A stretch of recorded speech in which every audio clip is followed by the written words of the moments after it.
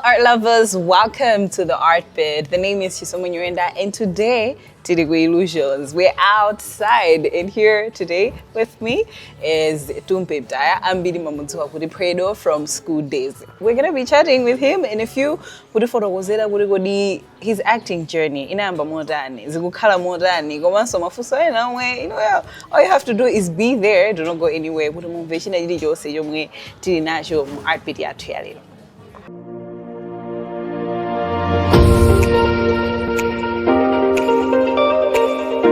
Alright, I say Bobo. Bobo say. Zodiak.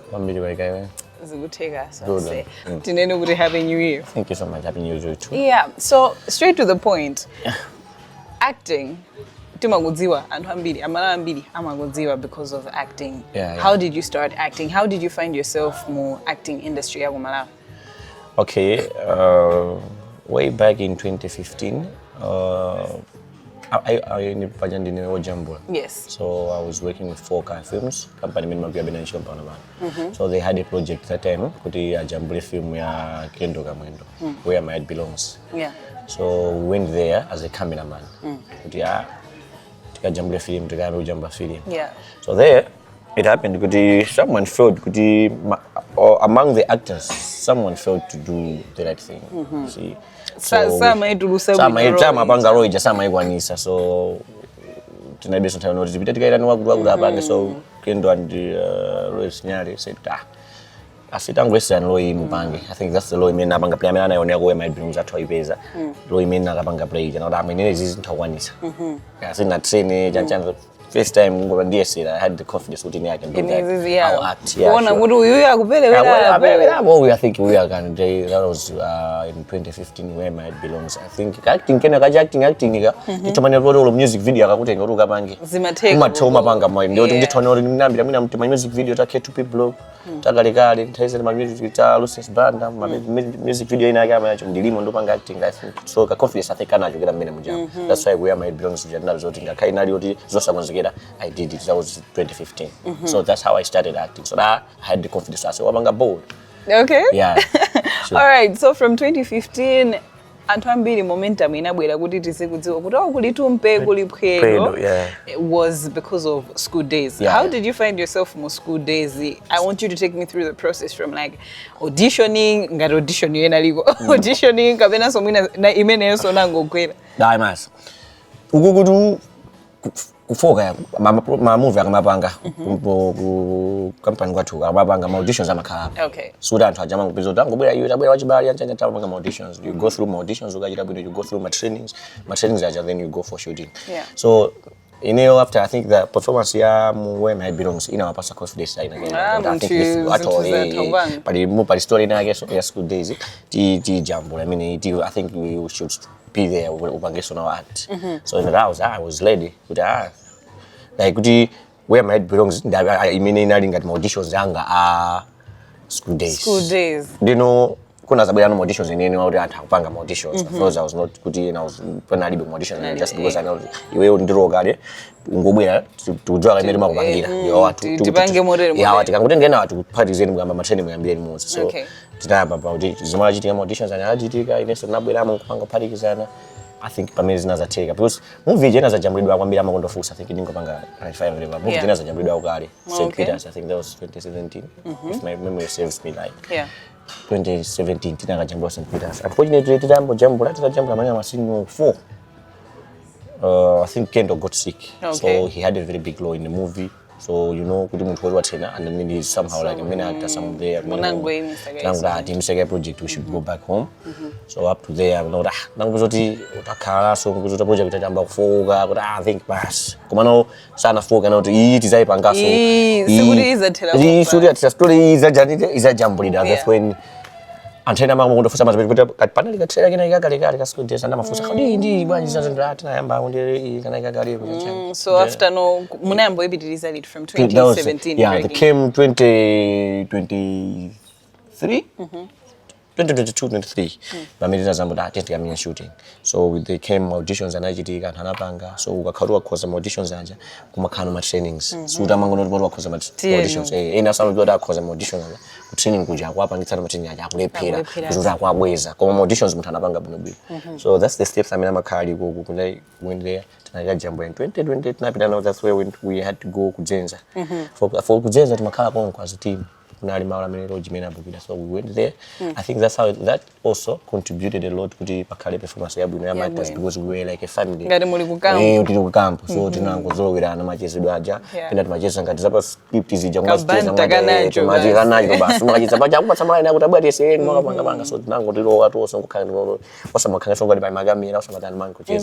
So 2022 2023 how long did it take you guys to shoot? I think school days inatenga I think it means that it's because experience yawa engineer panova ndimine zandalama zakanga tuzuvuta so had it been we had kutinda mayabu bwino yokwanira because there were things machine ina mina nacho because of finance. I think antama ndaura ina tansanga ina chanosa zoti mana mavuta amene nakumana nawo alai machine amene makamba ena anthu aja tinaloda alipo koma tunatani tinacho so amuna akapanga cha kuti munakapanga cha kuti tokati mango seka kuti wasadu zoti sin mine idi nalimo koma ife cha finance izitana alipira figure uko pamene tinalizira apo tangu conditions mbele napangaso koma all in all we thank God zimete akwanirisa it blew out in a car hit a movie.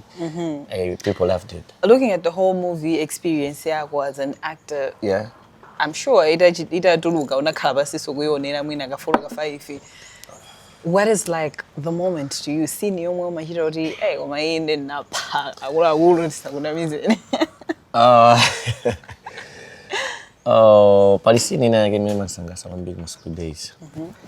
Yapa assembly. I was even laughing myself. Utambaya mfana ujanti. Kumbaira kubuyo. Utitiri assembly pa jakisa mbaya. Ndikumuza kutaya yanke. Ndikaso nikaseka kwa malimba script ya maganza banji, you know. It was like I'm more powerful for school batch. So I've done something. So if I'll nige dolo funa kuulwa pa head ya jama. Kuti wandibaya ni nani ni Phwedo ya baba best. Head ya jama ina kudaba. Inu Phwedo ali form 4. Zolo ila zomwezo ali form 4. Like mina wakapezeka siya form 4. Ya mwana wa form 1. Akabizo kwandi chibalo imezi yangu. Yes. Akabizika bwanje kumene. Masangu kumbairanje mwana. You're in trouble. Yeah, you know, utoka ovuda kumano ikakati administration yakulusira. Makawa gra chibalo makagwira. Ugabira sungabange ya ugabira see. So nanguzola ngoza nyani ndimakomoka. Ndimakomoka. Actually ndimina so naso kweneza because ngene akenona ukuthi mina I think ati ndimagwaga.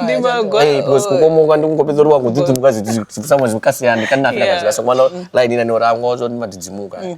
Kuti jazongopanga zongodzimuka today. So that was the scene in my wonder one day. All right. So school days, school days bomwebo. Yeah. 1 million, over 1 million views by YouTube. 1.4 now, yeah. Yeah, utina mnabanga ma meet and greet. Yes. Pokumana ndi anthu obviously ambiri ndoda nali mafans appreciate team wakoda kukondana. We were even surprised. Yeah, what was the feedback like hearing first-hand information from these people telling you the feedback after that on YouTube where wakira banchino yako? Okay. To me, I was even surprised with you know, management of the movie industry ya Malawi. Kupezo kuti timangodzora anthu oyimba mama kama kautuka za celebrities. Zodi sidina fige pamene go was much. Yeah. So it was like you know. Yeah, papa bwanji ife tatafika mpaka na papa bwanji. Yeah. Why? Okay, because ndudaba ndeka nikadaba. And halipa sasa body okay bo. We went to my meet and greet. Yeah.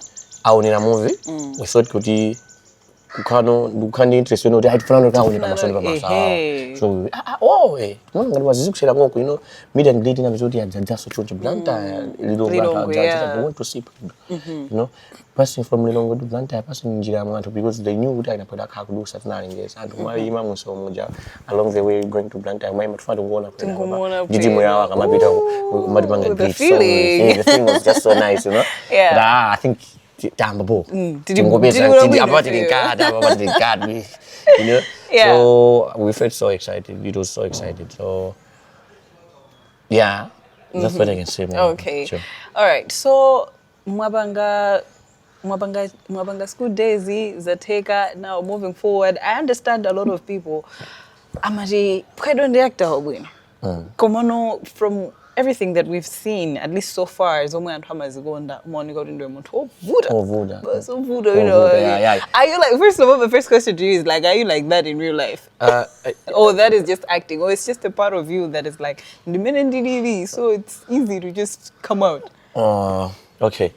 The thing is, Phwedo, ndima Phwedo kwambiri kuti minoli kabinayi ndimafuna Phwedo atamankhanda anthu amene ndakhala nothaika mwina ino just answer kuti ndino bwino kuti anthu andona bwino mwina mwana you know the corporate world would come to kuti apanga society ndine komanso ndoti khaidwe khali bobo ndinthu mangu yakho kuti ndino bobo koma actually anthu ambiri amene ndakumanana ine ndi munthu wa bobo. I think you never see kuti tinakumana Phwedo apanga chakuti amatera it's just for chills because nanga mo kuti ndi oyipa ngani si kuti ndi oyipa amafuna for mina ndi majeza yabi ma chills janjan so ndine munthu wa bobo. That was just a character pamene vanabwera kuti anditenge doropo ndakatenga zinthu zake tasanduka chintu chomwe usali ndisali ndichipange that's art, that's being so art and ndachitenga chimene chankuipanga pamene abwera kuti munthu ndi wachani modi. If there would be a movie yokuti iwe ukakhalela Loverboy love akatheka wachita bwino mepo pa social media paja pamabwera maijini ena akafuwa simakundopita kumakomentula sindiona kwambiri kumakomentula koma pamabwera maijini ena kuti wakuda zingokhala opyeza mamuvi muni because iwo achanthaja iwo achandongoonera sadza kuti ine ndimakhala kuti ndangotumidwa ma directors andiuza kuti amweni mupange tufuna royi mupange because ine sitinakapita kupanga royi yamphatso machira asana nduze zimenezo anandipatsa zimezi chato ndipange ife ananena kuti aphatso machira uja pachiyambi aphatso okhala royi uzivuta nakapanga so video yake yazo phatsa okhala hotelo kupepera basi mmene aliliyo chifukwa ziyo jangopeperati pa ino life ngopeperati so ndiye animangwamvetsetsa anthu kumapata kuti wina kwapita ndiuza kuti asafuna kuti ngofuna uswitch ayungu yonisa yachikondi ndimuuza kuti okay bo first of all not first impression yake ni seat iweyo comfortability yako you know anthu mathoka comfortable ineyo koma izisi imene ngati swazi suzamuona mu romantic movie na koma vandame ndamajijilika okhala lichifuti this was Iweyo, is it something that you're comfortable with? Kuta ine is I think I bring out the best out of my characters. Oguri dovuta, tough, angry, and all that. Ijini just because never ngawambi, so I'm used to it. Okay. Because it happens. Majority kunja kujamba zoti actors ina kana bakalia yao anamaliza ndi low imene yamango kuoneka movie yo ndi tambali ukangoka itsaida akata tambali uvuta vile na mangoma ama maliza so it's not ndio amalambira mangona ngati angopanga zimwe koma aonera mamuvi amunthu ina akangokhala yutoka fanya na bo kuna lichibolo chingakhala chocho maliza iyo ndio uvuta chinamaliza mbana iji na zazo career ije inakhala yomweyo it's not about kuti ukashiwa noma ilo so yabwera ine choose kuti ndifuna ndizingokhala mamuvi anga zingokhala uvuta osokoneza kapena tambali pakachitika business my legal business ndizingompatika kuti ndipamanga ma corruption zogwiza ndingokhala osokoneza maliza career yanga I could choose kumano I think it's zimezi makhaza bwino kumano poti anthu amali because actors ndambiri mbiri singwena zikapangira kuti what's chikondi so and for us ndio ama producers azongoti tikatenga producer chikondi zovuta tikatenga apa tikatenga kuti tomorrow I should share my roles tizipangana share ndi yanga ina sandi yawo bobo. Okay, sure. All right, Phwedo china jijo sijo munthu mabanga ini some money out of it. It needs to pay you. Do you make money out of your acting career? Or say out of my job here with Zodiak, I would say somehow the acting career has contributed a lot. Pagatipa since becoming Phwedo. But it's into Zambia nganami. It was if you didn't have money ukanga asizo ndithandiza ina alipina kwakana nditumizira ndama ina kana ndwasa business just because I'm an actor ina kana ndo kama advocate au na kuti mtu ndosa amika tena pass advocate just because we knew kuti ndi Phwedo ndatopa ngati before that if you mamuziwa so ndio ndi mtu wasa amika koma na say zimabwera and chimwe chonisangasa so far akusoma apa mambo anabwesa Black Media Level so far ngati ma producers anthu ama music ama film movie industry tambo masangala mwana kuti I think movie industry ngikupita more school days mwaruka kondi na yeah you know chimwe chiambi okay you talk okay you say I would give you an example of Gwamba atamba kuimba kumene suza nangu fika ro nyimbo zake zizo amba style zo wangu basically pamene bali ama ini first movie yanga so I would have to say okay hapa nditenge stage chonchi ndilemera nazo zizikubwera because to take me 3 or 4 years kuti zapezo dawa zo zama movies zafika nazo kulema so ndi school days yoka ngati kuti ndikula kunoko ndi America kapena ku Nigeria kuti mina ngokhala ndi hit na koma pesa tindama zoti your whole life you're sorted ndi pang'ono apa patayamba natsegula ma opportunities yake nadziwana ndi anthu ena akula which those are connections if I manage them well ndithopezo kuti ndafika malo ena ake so stage yoti ndayamba ndikuyamba ndikafika kuti zapezo mina ndi mamuvulo 5 ndi mamuvulo 10 15 la munthu awapanda ndi drama zonoti movie nasiyampindula pano bazili bwino kumaka Black Media Live makandrama ukakhatwa achita bwino mamovie anthu amaona advert ma musicians amabwera kuti ase mutu akapanga kutika nyimbo kanga kena tokufuna manyiki video so ndi drama utumiza quotation yako pamene as we are glowing kuti industry ikula macharges amakhala kutaniro ukugwira so drama zikulu ma corporate kuno maiko imangofana ngopempha kwa chinthu chimodzi uzango bezoti makampanies akulu omwe ina yato tene mazasiye kumabezo kuti ma billboard munja akuiza zithunzi za anthu akunja tima stock image so akuiza anthu akunja tongupanga user azibezo kuti ife amati user anthu ngati ife I think we ato pa promotion yake chithunzi cha product kaiji pamene kuti ene promotion yake after bank yacha akati tingwa azikama ma billboard ndoti you see akuti panga support ife will be motivated by zimene zijazo and then we want to do it more. You know, we have a project here come to Malawi to do the ene push it see pena kubera so project ina it push it see pena sure ne kuti nonse mukugulira ndi yeah sure all right chabwino ndipite kwambiri ku acting career ku Malawi kona anthu ambiri they associate ma actors ndi zinthu lero sakhala yeah timaona masinina gwira zina zake do those things really happen or mwina kumakhala ku post production kuti ma editor ayikapo dzanja or they really happen they give you a role where you have to hug or kiss a woman dziko lino lizafika pamene bo ma generation yamasiyana makolo athu zinthu zake amaziona ngati you see pamene maiko ena it's okay you're free this is after ni majeza nitsikana nake mamufusa unapita mu auditions then nalepea na cause nachita bwino kuma takafika kuti ndipange role ime amanduza ati nzigwirana ndi nyamata then we should kiss ndi a boyfriend yanga zimezo za inenga ndifuna kuti afuna ndi pasolo azindipasa yoti zimezo za so I told her no you're not lady of course not ngozisi zimezo or else you should have your own projects not akho audio uzika baba zimezo uzimela script yako uzibatura kuzimezo banga because ena ali patha uzibanga but how do you make sure you separate those two from like your real life koma so kuti mina zisasokoneze moyo wako weniweni yeah that's why we have to make my viewers and understand kuti audio ndi zimezo zithochitika anytime you see inero yanga ijene ono rithondi bitsira mbiri kuti ndini munthu oyipa ndu kuti ulama ko haja nakatondipeza kuti ni woluma mumpanga zimezi ndinankhaza you see ndinankhaza kuma nalolera kuti okay andone kuti ndinankhaza kumene kuma I'm just portraying kuti ndikali there's a message mendo panga kuma no I'm not that person so zimajitika zimezo kuna njira zimajitika people do kiss parasite whatever kana kunja makhango zabuza kuti ngupeza be machitidwe yake kuti ziende mode so in a case like that kuti zajitika what happens do they pay you more money for portraying mwina masine na kuti the extreme modo kuzori anthu angapo mwina akana it that should be an understanding of producers because if kunja my understanding is